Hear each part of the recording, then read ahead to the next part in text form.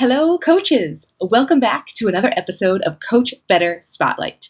We have a special episode for you today.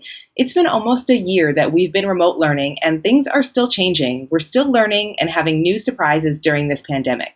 Today's episode connects us back to our episodes from the spring, and even though we've been in it for a while, we're still preparing to go back and forth between remote and face-to-face learning. This Spotlight episode highlights the communication strategies for coaches that worked really well during remote learning and how that has impacted our coaching now that we're back to in-person instruction in most of the schools you hear represented in this episode today. We have 5 of our superstar coaches from the podcast, Amy, Tim, Diana, Ben, and Will, so you get a wide range of perspectives and experiences. This conversation was inspired by several questions about communication and coaching during remote learning that we've received in our Coach Better Facebook group. In the full-length podcast episode, we also chat about the realities of the transition back to on-site school after an extended period of remote learning. If you have questions about coaching, please join our Facebook group or message us at any of the social media platforms at Eduro Learning. If you enjoyed today's episode, make sure to check out all of the great professional learning opportunities we have available for educators at edurolearning.com. And before we jump into the episode today, I want to let you know that registration for our next cohort of COTAIL, the Certificate of Educational Technology and Information Literacy, is open right now. If remote learning was a struggle or maybe an inspiration for thinking about new ways that we can teach and learn with technology, COTAIL is for you.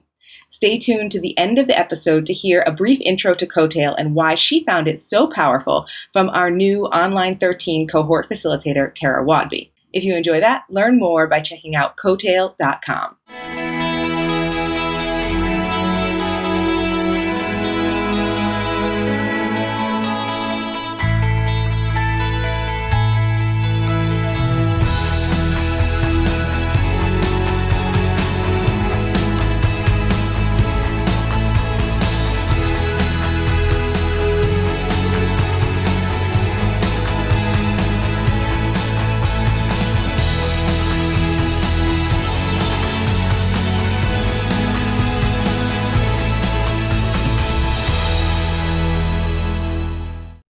All right, welcome back to another episode of Coach Better. Today, I am excited to be here with the full team of many of our coaching experts from all various different conversations over the course of the Coach Better podcast.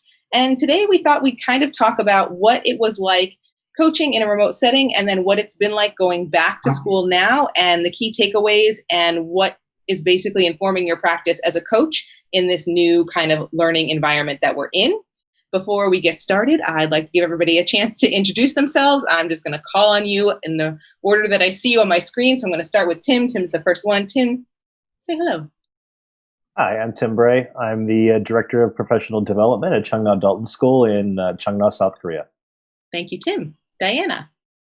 Hi, I'm Diana Beabout, and I am currently an EdTech consultant for a school district in the Denver metro area, and also the Academy Mentor for the Coach Microcredential at Eduro Learning. Thank you, Diana. And Ben. Hey everybody, Ben Sheridan. I'm a Learning Innovation Coach at NIST International School here in Bangkok, Thailand. Awesome. Amy. Hi everybody, I'm Amy Garrett. I'm an EdTech coach at Hong Kong International School. Thank you. Last but not least, Will. Hello, I'm Will Kirkwood. I work at Zurich International School, and my role's got a new title this year, Learning and Technology Coach. Very nice. Excellent. How did you guys manage those communication and what those communication strategies and what structures did you have in place to make teachers feel really supported both during remote and now that you're back in whatever setting you're back into?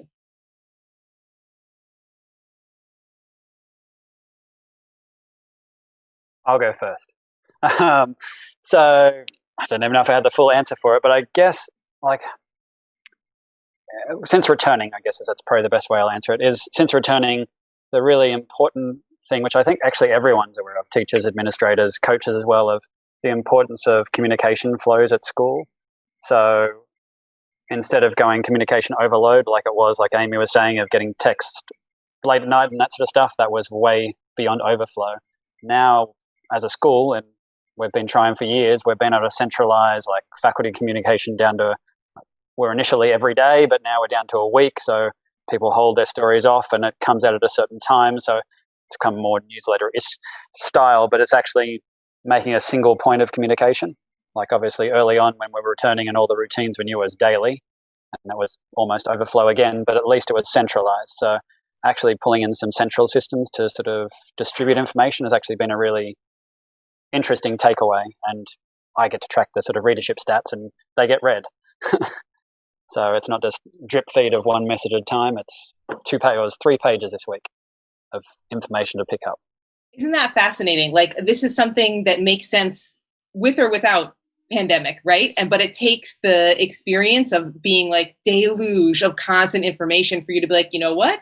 That 3-page update once a week that I can process on my own time when I'm ready to read it is so much better than 52 emails in my inbox when I've like turned around and talked to someone and then come back to look at the screen. Awesome. Anyone else?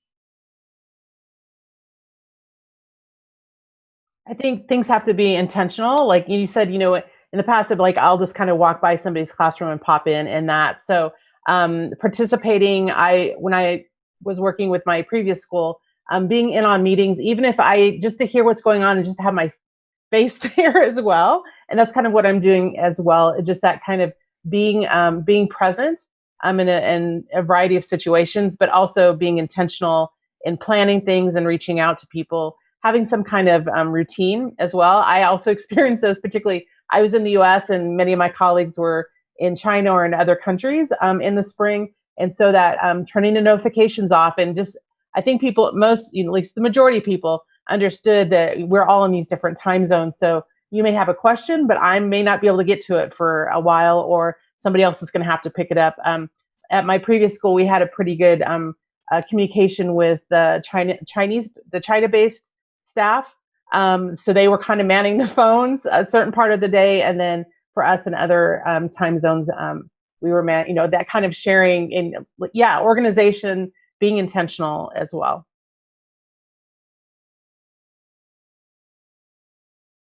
Another really interesting point, Diana, that about being intentional, that these are things that can benefit us in a face-to-face setting too. They just become so much more important, so much more elevated in this remote setting when you really have to, like, I would use a tick box to make sure I've met with everybody I'm supposed to meet with. And now I could see, if I was in that situation now, how often I'd be using like tick box on a weekly basis to make sure, did I get to that meeting? Did I show my face in this place? Have I sent this message here? Have I made sure that I've covered all those things that just don't get kind of taken care of by being in person? If no one else has anything else to add, which you most certainly can. I got something to jump in on you. Yep. I also found parking my own ego to the side actually was an important learning for myself of, like, I valued, like you were saying, dropping into meetings and stuff and having my face seen more to be present. But then, like I was saying before, that doing the heavy lifting in the background wasn't always much appreciated work, but realizing that was there for the moment and that was there for the time. And since returning, I've placed all the role on relationships and getting in classes. And so if you ever do get to return, for those schools who aren't returned, actually looking for that time of when you are able to get back in there and actually rebuilding those relationships by being present. It was sometimes I found it artificial just joining a meeting where they were talking about their learning and their planners, where I didn't really have a huge amount of input other than, hey, I've made your planners for the next week, whatever it is. It didn't actually deepen the learning discussion. So just, I don't know, tapping my own ego, I guess, is probably the Sorry, so are you saying that now you've reminded how valuable it is to be in those meetings, or Totally. No, totally. But during the online stage, realizing that if I wasn't adding value to the learning conversation, getting away with learning conversation, that time was so valuable for the teachers because they had so much on their plate, that actually doing the work in the background and getting it to them proved to me more valuable. And since returning now, I've found out how much people appreciated that. In the moment, you didn't see it. You're just doing it in the background and ticking away, and you're just one of the cogs back there. But since returning and sort of trying to shift that focus and going back in not just meetings, but I'll drop in an hour a day for a class and just sit in a class and just be an extra pair of hands. That sort of relationship and just shifting that relationship a little bit was took me weeks to get there, but it was a good one, good realization when I got there. I think that is such an important point, Will, because doing some of that background heavy lifting work, like I'm not sure exactly what you were doing, but stuff that maybe we don't often think of as like worth our time. It's like things that's just kind of like busy work that has to get done. But to be able to take that off the shoulders of teachers, get that work done, that's all part of, paying into your piggy bank of your relationship with those people or that person, so that when it's time to do something more where they're taking a risk on you, they're so much more willing because you've invested all that time. That's what I meant. You said it much better than me. I'm just glad I clarified that I got it right. Awesome. Anyone else want to share anything in terms of your communication or support strategies during remote learning that worked well and maybe had an impact on what you're doing now, or how you've transitioned those strategies from remote to face-to-face, what that's been like? Yeah, I just throw out there that when we went into home learning in the spring, there was obviously a lot of immediate tech needs, and I started developing this like tech tip that I would send out on a weekly basis, and it's something that a lot of tech coaches do. Generally, I just hadn't been in a place of doing that intentionally, and figuring out the frequency was interesting, right? Like I felt like the first couple of weeks I could probably send 4 a day, and everybody would say thank you and just drink them up. But it was just kind of gauging the ebb and flow of like the needs. And that's when I started realizing as a coach, I'm getting 20 emails about this similar topic. If I just send it out as a tech tip email and had a little screencast in it, instead of, I don't know, it was just trying to anticipate kind of some of those trends of the questions people were having. And it was kind of a win-win for them and for me, where they didn't actually feel stuck at that point because they read the tip and they understood it before they hit that barrier. But then also from my end, I had an easy reference. So if it came up with someone, I could shoot them a link to a video. So that was really helpful for me, just like in developing a communication routine. And it's been kind of fun this year. I'm really fortunate to be part of a coaching team in my division, which is kind of a new development in our school. So we've got a big school. We've got almost 700 kids in upper primary. But I'm on a coaching team now with about 6 other individuals. And that's amazing. And so we didn't exist a year ago. We all worked at the school, but kind of in different capacities. And the school is bringing us together now. And I've been having a lot of conversations with the team about shifting my weekly tech tip newsletter into like a coaching corner newsletter, and where it could come from our whole coaching team. And we've talked about the frequency probably doesn't need to be every week, and people don't really need tech tips every week like they had in the past.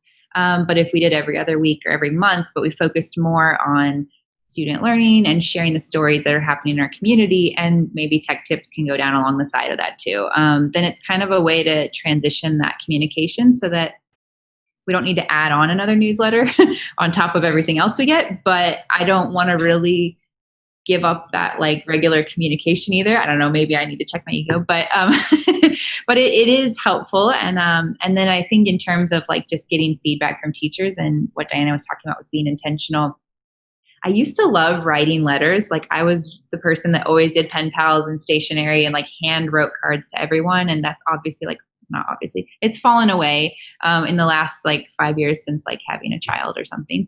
And it's during this time that I was kind of reminded of how nice it is to get a personal note, because we do so many forms and so many surveys that give you the auto response, thanks for replying, and then you never really hear back. And so I started, when I couldn't regularly see people, I started sending out just a simple Google form that was just 3 questions, and it just said, what's happening with you right now? What's going really well? What are you hoping to get started or to try out or to change, or what are you hoping to work on? And then how can I help? And so it was just 3 simple questions. It was optional, but what I made sure I did is that, and what I make sure I do is that when teachers fill it in, then I make sure that it like they get a personalized follow-up email. And the first time I sent it out, silly me, to everyone all at once. And I got like 60 replies overnight. And I was like, oh my gosh, 60 emails. That's a lot of, so it took me actually a week almost to get back to everyone the first time. And after that, I decided to be a little bit more, strategic about how I shared that out. And so every other week I'll share it with a team. If I haven't had a critical role in a team meeting, or if I haven't had touch points with people, I'll just send it to the team and say, hey, I'm just checking in. I'd love to hear how you guys are doing. I really appreciate your feedback. And they know that when they fill that in, the reply they're going to get from me is going to actually go through all three of those things and just be like, I really appreciate this. And I've had really positive feedback from that too. And it just reminded me of how important it is to feel like seen and heard as an individual, especially in a big school like HKS, where you're just like, there's tons of things happening and people around. So those are probably some things I've been working on with communication too. I really appreciate that. I appreciate that all of the connections that I'm hearing from everything that you all are saying is about being intentional and purposeful with things that maybe a little bit we took for granted when we were in face-to-face settings, and then being forced to do them differently in a remote setting has identified ways that we can be intentional and purposeful about them so that they have a bigger impact, so that not only are you like continuing to build and sustain those relationships, but you're able to go deeper with those people because the work that you're doing is focused on really improving the practice of that particular team or that particular teacher. Awesome. Anyone else want to say anything on that topic? Just real quick, what I've been hearing through the conversation and the experiences we've been changing is that role of a coach of really what are the needs of the teachers that we're working with, the students, the parents, the community, and then how are we adapting to it's a constant, we're constantly adapting, getting that feedback, reflecting, listening to people, building those relationships, and then making those adjustments along the way. And I think that's been really through this experience, again, amplified as far as that's, the role of the coach. I think we've all had this experience. We've grown from it. It's tested us. It's also been very beneficial to us and the people that we work with. But I think also still that role of the coach of being there to support the needs. And like Will was talking about, taking that ego out and really focusing on what people need. And for a part of this time, it's been they needed support with technology or they needed somebody to listen. And then now we're hearing that people are shifting. Even for me here in the States, like it's still a different situation than I experienced in Asia, but still that kind of like adapting and listening and supporting. Awesome. Thanks for watching today's video. If you enjoyed today's conversation, you will love the COTAIL program. It's a 5-course, 1.5-year credential program designed to help you make the most of the technology you and your students have access to. We have had thousands of graduates over 15 years running this certificate, and we know people love it. And to give you even more of a taste of how great the COTAIL program is, today I'm sharing a video from our next cohort facilitator, Tara Wadby. Hi, I'm Tara Wadby, and I'm a proud COTAIL graduate. I graduated from the first online cohort in 2013, and COTAIL was really one of the most transformative educational journeys I've ever been on. I have done lots of online programs and courses, and at the same time that I was doing COTAIL, I was also finishing my MFA. And so I remember vividly taking 2 courses in one semester, the final COTAIL course, where I was reflecting, reading, completely engaged in my final project, which was all inspired by what I wanted to do and how I wanted to impact and how I could use my learning from COTAIL, versus my course, which was more traditional, still very meaningful because I was interested in it, but just a lot more hoops to jump. And so what I would say is that COTAIL really helped me to understand who I am as a learner and what I want to do, take what I'm learning and integrate it into my practice and my profession and my personal being. And it also just opened up the world for me. And I know that COTAIL has evolved over the years to continue to stay relevant so that it continues to open up the world for others. So as a graduate, I can say that it truly was a life-changing, transformative experience. And that is why I'm so happy to be facilitating the online cohort beginning in February 2021 so that I can be a part of helping others transform their practice and their journey.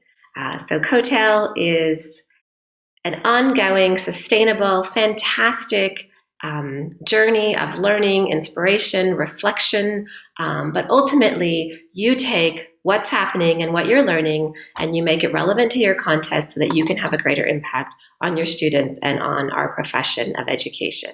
So take it from a proud graduate, someone who is continuing to be inspired by COTAIL many, many years later, and I hope to see you in the next online cohort.